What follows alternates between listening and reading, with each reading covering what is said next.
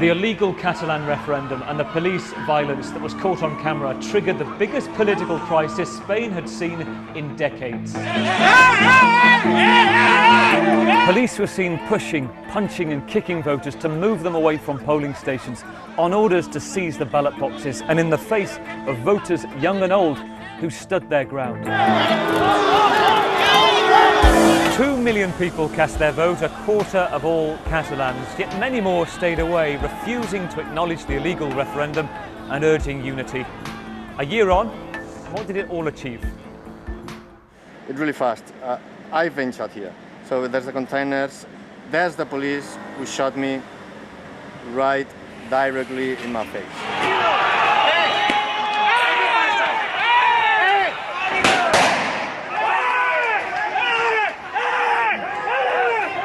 When I was shot, I was scared, not angry, but yet disappointed. So that makes all these things, makes the shot, makes it bigger. Tell me about the last year and what that's been like for you. Last year, it's a lost year for me.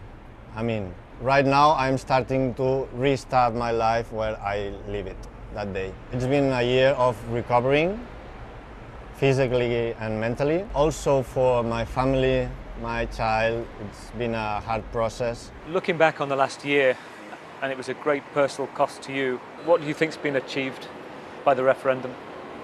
The first step was the 1st of October, and I'm sure we're gonna make it, yes. Even if we don't have the political power in our side.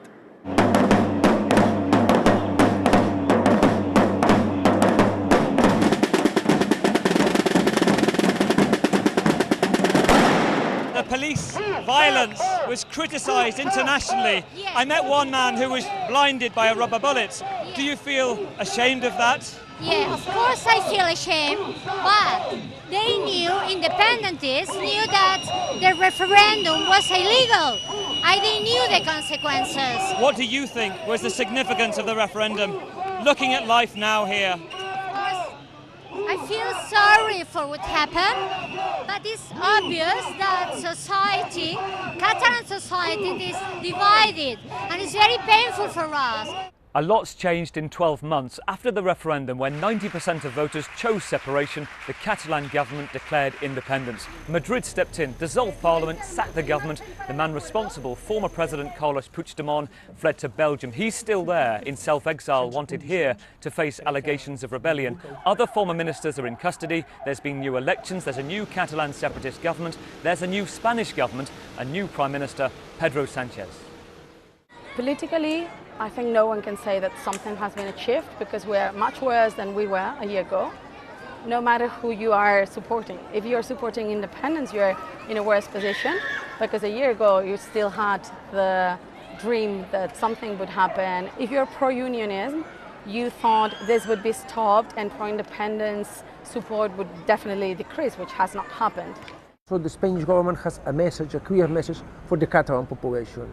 We said that what we want is to improve the self-government of Catalonia, and thus we offer a new way for Catalan people. Is the situation now, a year on, still as fragile, or has it been brought back from the brink? I would say the situation is quite fragile, but I would also like to point out that what is important are the facts, not the words.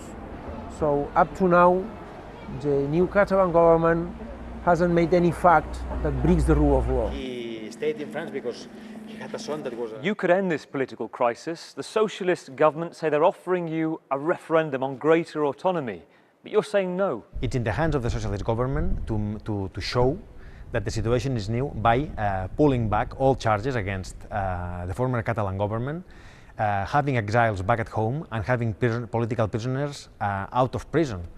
This is what would make a situation new, because otherwise we are still in the same place that we were.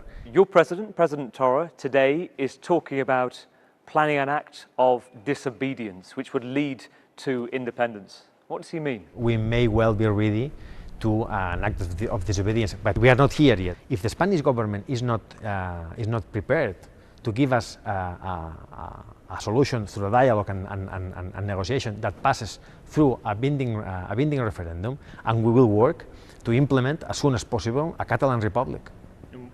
How would you do that? We'll do it.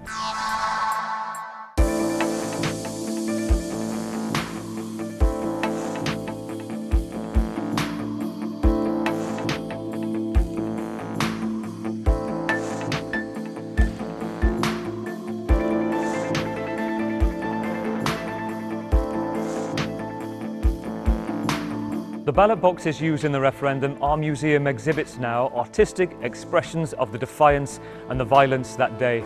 And polls suggest that there hasn't been an increased appetite for independence, or a lesser one, that people are split roughly 50-50. And now there are new governments, new words, but the same entrenched opposing positions. And the painful memories of last year has left an element of bitterness and a fragile and divided atmosphere 1 year on.